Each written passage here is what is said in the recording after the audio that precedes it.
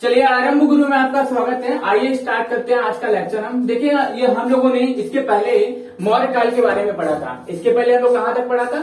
इसके पहले हम लोगों ने मौर्य काल तक पढ़ा था। जैसे कि हमने आपको मगध की कहानी बतानी शुरू की थी, तब मैंने आपको बताया था कि सबसे पहले मगध पे शासन करने वाला जो वंश था वो हर्यक वंश था। फिर शिशुनाग वंश आया, फिर नंद वंश आया, फिर सिकंदर का आक्रमण हुआ, फिर मौर्य काल आया। मौर्य में भी कई महान राजाएं हुए, जैसे कि आपको दिख जाएंगे चंद्रगुप्त मौर्य। जो चंद्रगुप्त मौर्य थे वो सबसे शक्तिशाली और सबसे समृद्ध केंद्रीकृत बनाने वाला एक शासन वाला व्यवस्था लेके आए। यानी कि चंद्रगुप्त मौर्य के आने से शासन प्रशासन की जो व्यवस्था थी वो क्या हुई? केंद्रीकृत हो गई।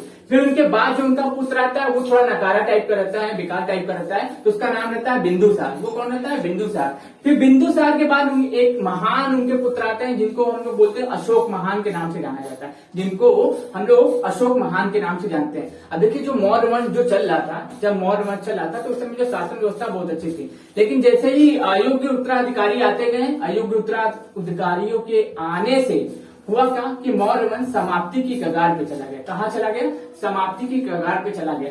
और समाप्ति की कगार पे जाने के तुरंत पश्चात देखिए एक नया वंश आता है जिसको बोलते हैं शुंग वंश। मौर्य वंश के अंतिम शासक को बृहदत्त को मौर्य वंश के अंतिम शासक बृहदत्त की हत्या करके मौर्य वंश के अंतिम शासक बृहदत्त की हत्या करके पुष्यमित्र शुंग ने शुंग वंश की स्थापना की। पुष्यमित्र शुंग ने शुंग वंश की स्थापना की। वहीं से एक नया वंश उभर के सामने आता है, एक नया काल उभर के सामने आता है लोगों के सामने। वो जो काल रहता है उसको कहते हैं मौर्योत्तर काल। क्या बोलते हैं? मौर्योत्तर काल। मतलब मौर्योत्तर काल के बाद का समय, यानी कि मौर्यों के बाद का जो समय होता है उसको मौर्योत्तर काल बोलते हैं। अब देखिए मैंने यहाँ पे ब्राह्मण वंश क्यों लिखा हुआ है? मैं चाहता तो शुंग वंश लिख के समाप्त कर देता, मैंने यहाँ पे ब्राह्मण वंश को लिखा है। देखिए जो पिछला जो शासक थे क्षत्रिय थे, ठीक, राजा ही हुआ करते थे, तो अलग अलग धर्मों को मानने वाले थे। जैसे चंद्रगुप्त मौर्य था तो किसको मानता था? कौन से संप्रदाय को, यानी किस धर्म को मानता था? वो मानता था कि जैन धर्म को मानता था। ठीक, बिंदुसार आए, आजीवक संप्रदाय को मानने लगे। बिंदुसार आने के बाद किसको मानने लगे? आजीवक संप्रदाय को मानने लगे। फिर बिंदुसार के बाद उनका जो पुत्र आता है वो होता है कौन? अशोक। वो मानने लगा किसको? वो मानने लगा किसको? धर्म को, यानी कि बुद्ध को मानने लगा। बौद्ध धर्म का अनुयायी बन गया, बौद्ध धर्म का अनुयायी बन गया। तो जितने भी समाज में कुरीतियां थी सबसे पहले ब्राह्मणों ने स्थापित की थी। ब्राह्मणों का कहना था कि जो गरीब लोग हैं उनके रास्ते में मार्ग में नहीं आ सकते। ब्राह्मणों का कहना था कि जो अछूत लोग हैं वो मंदिरों में नहीं जा सकते थे।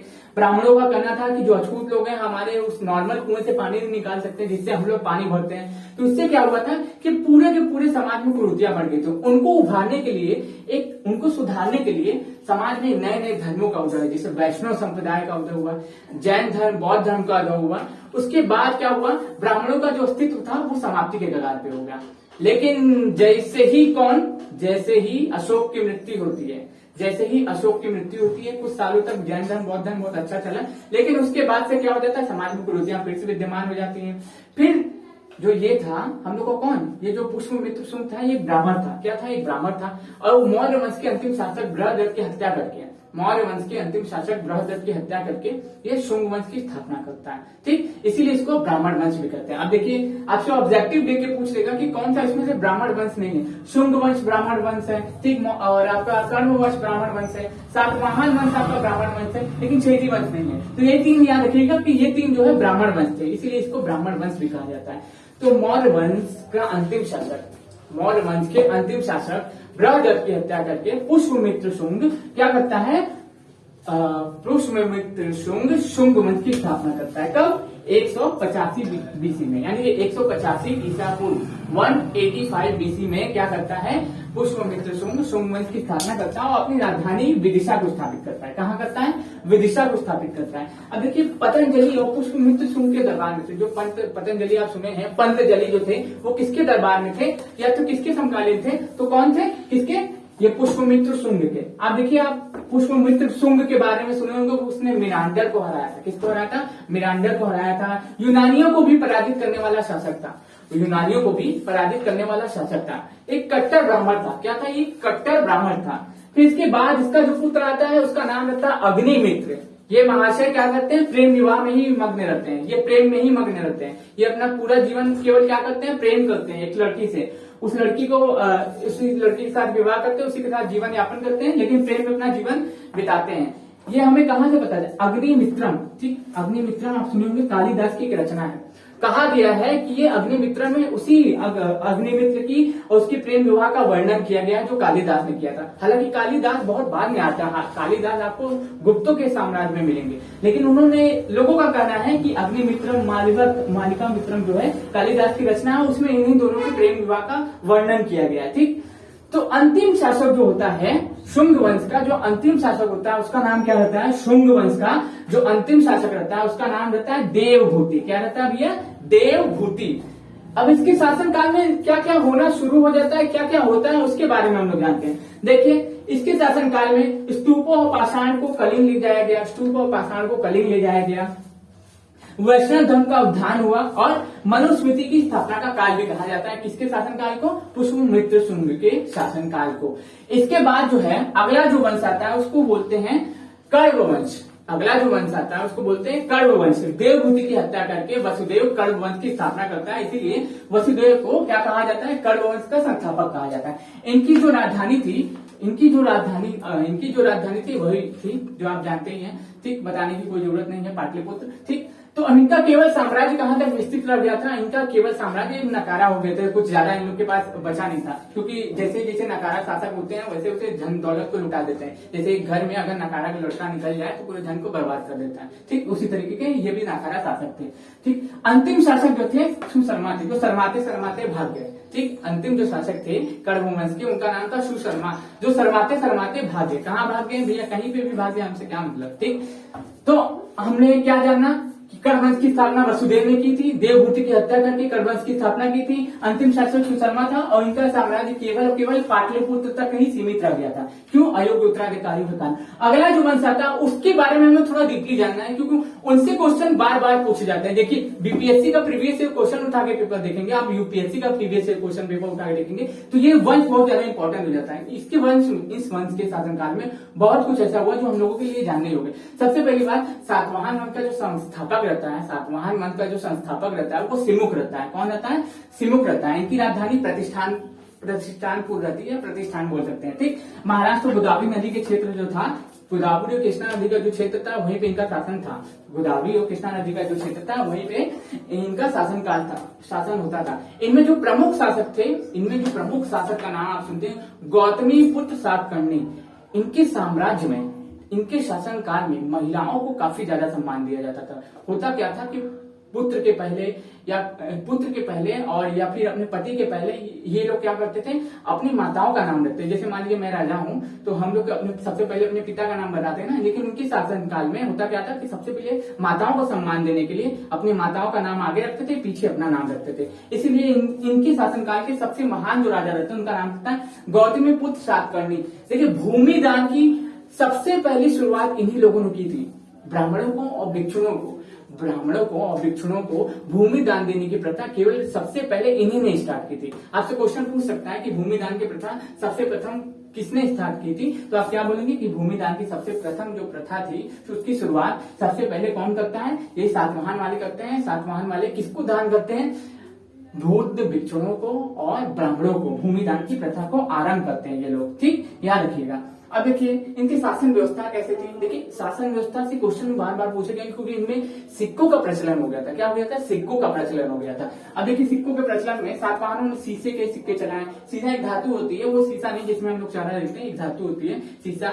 उन शीशे के सिक्के चलाए, चांदी के सिक्के चलाए, कांसे के सिक्के चलाए, प्रोटीन के सिक्के चलाए, कई सिक्कों उन्होंने चलाए थे। किसके सिक्के चलाए थे दोस्तों? तो इन्होंने सीसा, चांदी, प्रोटीन, कांसे के सिक्के चलवाए थे। किसने? इन्होंने, सातवाहनों ने। भूमि दान की प्रथा भी इन्होंने स्टार्ट की थी सर्वप्रथम। सिक्कों की चलाने की प्रथा भी इन्होंने स्टार्ट की थी सर्वप्रथम। शीशे के, लेड के, चांदी के और किसके? कांसे के सिक्के और प्रोटीन के सिक्के। प्रोटीन याद रखिएगा, ये भी एक धातु है। प्रोटीन के सिक्के चलाने की शुरुआत इन्होंने ही की थी।